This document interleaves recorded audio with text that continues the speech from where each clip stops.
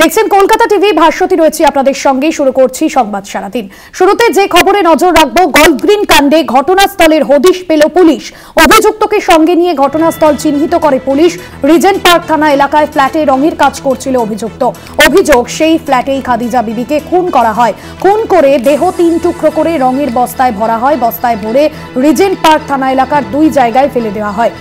গল্ফগ্রিনে কাটামুন্ডু উদ্ধারে, মহিলার কাটামুন্ডু উদ্ধারে গত 2 দিন ধরেই আমরা দেখেছি কলকাতার পুলিশের গোয়েন্দা বিভাগের নাকা তল্লাশি, এবং গতকালই অভিযুক্তকে আটক করা হয়। তাকে দীর্ঘ জেরা করা হবে এবং জেরায় একাধিক তথ্য উঠে এসেছে।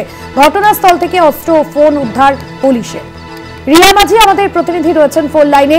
রিয়া, এখনো পর্যন্ত পুলিশের হাতে যে তথ্য উঠে এসেছে সেই ভিত্তিতে এখনো পর্যন্ত পুলিশের ঠিক কি অনুমান, কি জানা যাচ্ছে?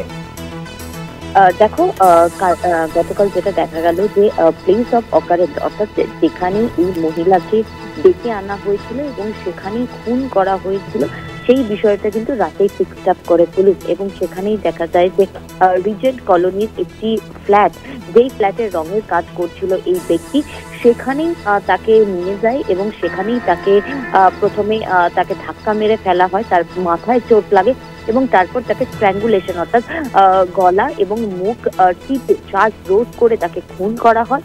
খুন করার পরে কিন্তু তার যে বডি, সেটা 3 টুকরো করে কাটে এবং টুকরো করে কাটার পরে সেই 2 জায়গায় আলাদা আলাদা ভাবে রঙের প্লাস্টিকে মুড়ে সেই বডি ফেলে দেওয়া হয় বলে এমনটাই কিন্তু পুলিশ জানতে পারে। এবং তারপরে যেটা দেখা যায় যে সেই প্লেস অফ অকারেন্স থেকেই মার্ডার ওয়েপন, সেটা রিকভার করে পুলিশ। এবং তারপরে ভিকটিমের যে ফোন, যেটা ছুঁড়ে ফেলে দিয়েছিল এই ব্যক্তি, এই অ্যাকিউজড, সেই ফোনও কিন্তু ইতিমধ্যে রিকভার হয়েছে। একদম বলা যায় যে 24 ঘন্টার মধ্যে খুনের কিনারা করেছে পুলিশ এবং তার মধ্যে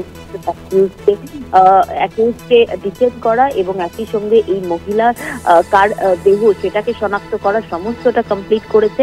এবং ইতিমধ্যেই গতকালকেই তাকে অ্যারেস্ট করা হয়েছে। আজকে তাকে কোর্টে প্রডিউস করা হবে এবং 14 দিনের হেফাজতে চাইতে চলেছে পুলিশ বলে এমনটাই জানা যাচ্ছে। একদমই ধন্যবাদ জানাবো। রিয়া মাঝি আমাদের প্রতিনিধি ছিলেন ফোন লাইনে।